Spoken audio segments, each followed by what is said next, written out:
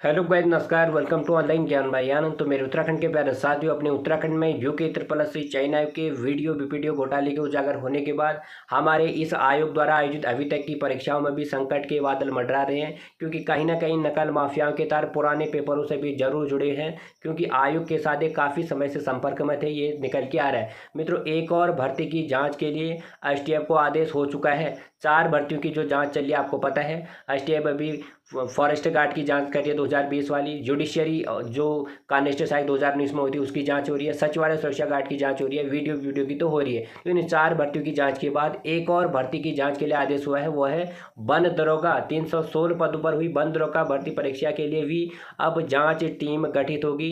STF को जांच के लिए आदेश हो चुका है। मित्रों, इसमें निकल के आ रहा है कि ऑनलाइन जब यह पेपर हुआ था तो पेपर हैक करके इसको सॉल्व किया गया था, ये निकल के आ रहा है। माउस क्लिक से खोला राज भी साथियों हमारे एस राजू जी ने ही खोला, क्योंकि बेरोजगार संघ ने यहाँ पे दबाव बनाया था। और एनएससीआईटी जिसने ये पेपर करवाया था, वो पहले ही दागी एजेंसी है, बाहरी एजेंसी है, ये भी आरोप लगाया था। बट आयोग उस समय मान नहीं रहा था। फिलहाल ये सामने निकल के आ ही गया है कि वन दरोगा में भी पेपर हैक करके यहाँ पर भी इस तरह के गैंगों ने पेपर सॉल्व करवाया गया था। इसमें जो निकल के आ रहा है साथियों कि 30 मिनट में ही कुछ ने इसमें हल कर दिया था। और कुछ बच्चे ऐसे थे इसमें जो चयनित अभ्यर्थी थे, उनने लास्ट के 45 मिनट कोई काम नहीं किया, 15 मिनट में इनने पेपर हल कर दिया। तो ये निकल के आ रहा है। तो इसीलिए आयोग ने इसमें 9 जो चयनित अभ्यर्थी थे उनका अभी रिजल्ट रोका हुआ है, उनको चिन्हीकरण करके इस चयन प्रक्रिया से बाहर किया हुआ है। तो इसकी भी जांच के लिए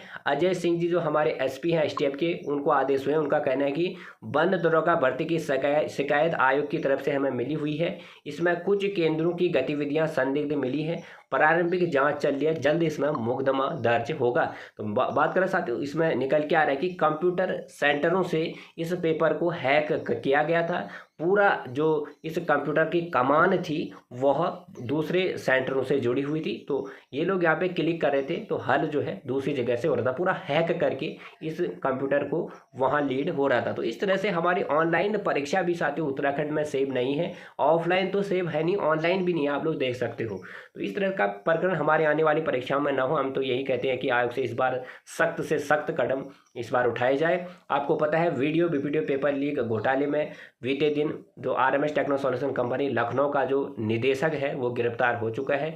इसका नाम हमने आपको बता दिया था, शेख और राजेश चौहान। ये बीते दिन गिरफ्तार कर दिया है। इसने 2 करोड़ रुपए में यहाँ से पेपर बेचा था और करोड़पति बनने के इरादे में था। आज रोडपति बन के जेल के सलाखों के पीछे है। और हम ये भी विनती करते हैं आयोग से कि इसको इतना कड़ा कारावास दो कि ये भूल जाए कि हमारे उत्तराखंड में युवाओं के साथ खेलना क्या होता है। ये काफ़ी समय से खेल रहा था साथियों। इस कंपनी के द्वारा अभी तक हमारे उत्तराखंड के इस आयोग की 50 भर्ती परीक्षाओं के लिए पेपर छापा गया है। तो ये 50 भर्ती परीक्षाएं भी अब संदेह में है, क्योंकि एक सवाल तो हमारा आयोग के पुराने सचिव संतोष बड़ोनी जी, हमारे अध्यक्ष एस राजू से भी है कि इतने पेपरों की जो डील आपने की इसे प्रिंटिंग की, ये क्यों किया की। आप लोग कहते थे कि हमारे पास कई प्रिंटिंग प्रेस प्रदाता हैं, सेवा प्रदाता कंपनियां हैं। तो कहाँ गई थी आपकी वो सेवा प्रदाता कंपनी। आपने तो 88 पेपर कराए, उसमें से एक कंपनी को आपने 50 पेपरों का टेंडर इतने कम समय में ही क्यों दिया, ये भी बड़ा सवाल है। तो ये भी सवालों के घेरे में जरूर हमारे संतोष बड़ोनी जी, एस राजू जी भी इसके लिए जरूर आने चाहिए कि एक कंपनी को आपने 50 भर्ती पेपरों को छापने का टेंडर आखिरकार क्यों दिया। तो इस तरह से पूरा जाल को लगभग सॉल्व एसटीएफ ने वीडियो में कर दिया कि कहाँ से इस पेपर को प्रिंट किया गया था और टेलीग्राम के जरिए कहाँ कहाँ पहुँचा। लगभग मास्टरमाइंड तक अब जल्द हमारी एसटीएफ की टीम पहुँची जाएगी, बताया जा रहा था। आपको पता है बीते दिन एसटीएफ प्रमुख जब यहाँ पे लाइव आए, उन्होंने बताया कि 10-15 दिनों हम इसमें पूरा खुलासा कर देंगे। तो इतने कम समय में साथियों हमारे एसटीएफ की टीम ने इस पूरे जाल को सॉल्व कर दिया था। इस तरह से जाल हुआ था। बात आती है कि इतने कम समय में और आयोग के जो भर्ती परीक्षाएं हैं वो इसको छापने के लिए पेपर जी का इस पर क्या कहना है। एस रावत जी का कहना है कि अभी जो नई परीक्षा नियंत्रक ने ज्वाइन नहीं किया है, शालिनी नेगी ने अभी परीक्षा नियंत्रक के रूप में ज्वाइन नहीं किया है।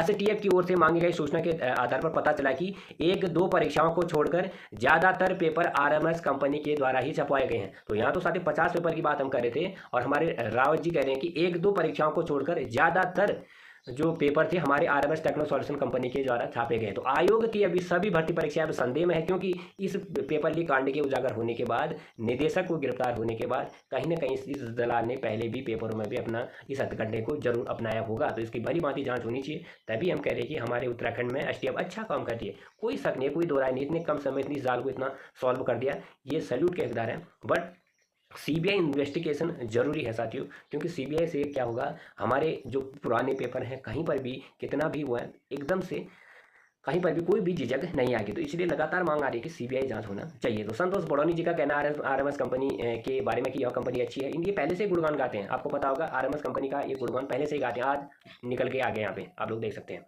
तो इस कंपनी के द्वारा 50 से लगभग परीक्षाएं करवाई गई हैं। तो ये सभी परीक्षाएं संदेह में, क्योंकि कहीं ना कहीं इनके भी तारे से जुड़े हुए हैं।